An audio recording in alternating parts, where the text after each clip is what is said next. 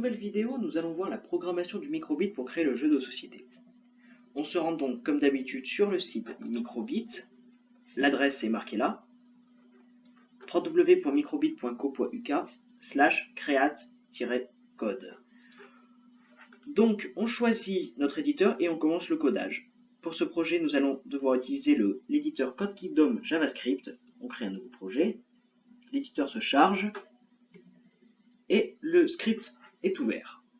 On supprime ce qui est déjà présent dans le script et on ajoute un nouvel événement.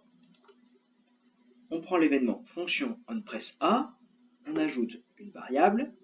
Je vous expliquerai après le fonctionnement du code. Une variable globale, on la nomme fail. Hop. On la fait glisser. Hop. On sélectionne un number 0, valide. On rajoute un microbit say avec la valeur fail. Donc là, la première partie du code est terminée.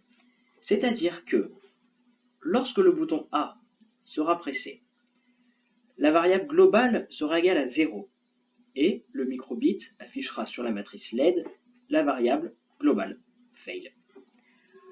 On peut lancer le code pour tester et voir si tout cela fonctionne. Run.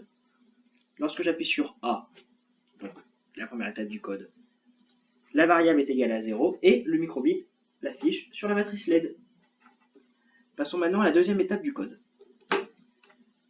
On ajoute un nouvel événement, fonction onPressPin0.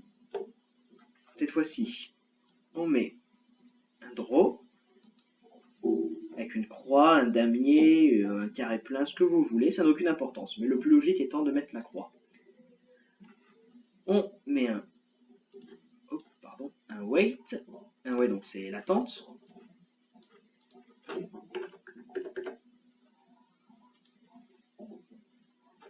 Puis notre variable fail égale donc left plus right, c'est-à-dire que la variable globale fail sera égale à cette partie-là, donc left, plus l'autre partie qui sera en right. On sélectionne donc global fail plus 1. On rajoute maintenant un microbit say avec la valeur fail. Maintenant, c'est-à-dire que lorsque le pin 0 sera pressé, le microbit affichera une croix. Il attendra une seconde, il rajoutera 1 à la variable fail et il annoncera la variable fail en donnant donc son résultat. On peut lancer le script. Lorsque j'appuie sur A, le score est bien de 0, mais lorsque j'appuie donc sur le pin 0, croix, une seconde, 1. Je rappuie sur le 0, croix, une seconde, 2.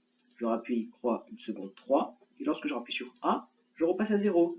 Je peux appuyer plusieurs fois. Elles sont toutes cumulées.